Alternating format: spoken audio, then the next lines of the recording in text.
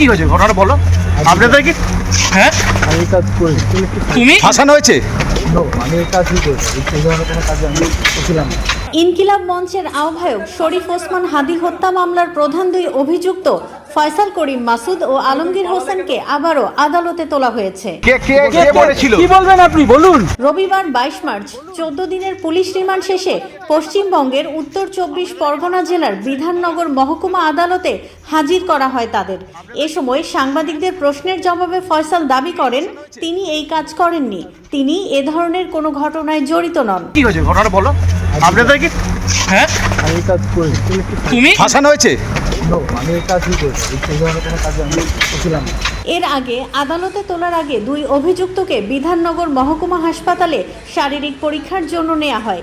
সেখানে তারা সাংবাদিকদের কোনো প্রশ্নের উত্তর দেননি। ঘটনাটা বলো কি হয়েছিল। গত 7 ও 8 মার্চ বাংলাদেশ সীমান্ত সংলগ্ন পশ্চিমবঙ্গের বনগাঁ এলাকা থেকে পশ্চিমবঙ্গ পুলিশের বিশেষ টাস্ক ফোর্স STF তাদের গ্রেপ্তার করে। তারা অবৈধভাবে সীমান্ত পেরিয়ে ভারতে প্রবেশ করে সেখানে আত্মগোপনে ছিলেন।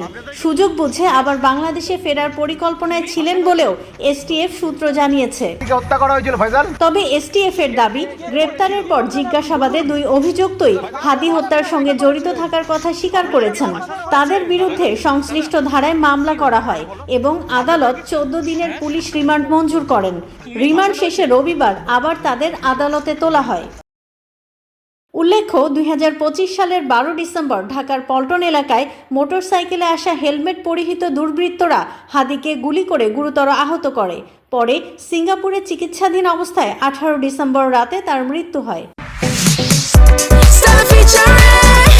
Next level, well done, side by side, fridge.